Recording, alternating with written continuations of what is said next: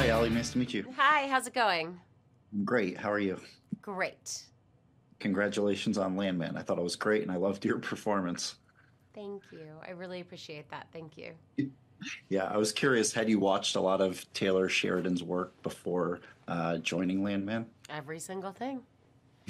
Every Like single the one. rest of us? I'm a huge fan of his. I think he's an absolutely brilliant writer from Sicario and Wind River, Hell or High Water, all the way through his like epic television shows. And I'm just, I just love the women that he creates. And he finally crafts his women that are dynamic and fearless and vulnerable. And, there's so many levels to it. And he lets women be like unabashedly sexy and just own their shit. And you don't see that much anymore. And I loved getting a chance to work on one of his shows. Of course, yes, and yeah. Like I said, I loved your role and performance, and Thanks. and Angela and Tommy, aka you and Billy Bob Thornton, have Yeah. some, pretty funny banter Yeah. throughout season one. And I was curious for you, behind the scenes, was it hard to keep a straight face during some of those, pretty laugh out loud, foul mouthed, during some of his comebacks? It's pretty fun Yes. stuff. I mean, look, the guy just has to like mutter something out and he's so funny. He's so gifted. I mean, he's just like such an incredibly talented actor. And so to be able to work with him, it just like raises the bar every single day. And that was amazing. And then, Michelle Ainsley is so funny in the show too. Like you really have these moments where you feel the weight and the heaviness of the dangerous world of oil.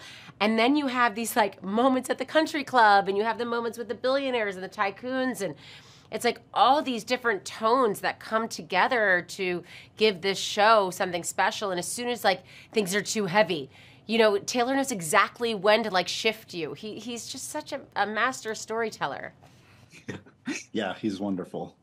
Yeah, it's a great first season. I also wanted to ask you about the rookie. You have a wonderful character, and in season two, I was curious if you'd ever welcome the opportunity to return to it. Look, it was so fun to play Grace, and Nathan was, also wonderful to work with. It's interesting. Since we kind of moved outside of Hollywood, the idea of wanting to work on that kind of television isn't as enticing to me. It's been really amazing to work down in Texas and do something that's super special. But, it was great to be on The Rookie when I was on it, and it was awesome.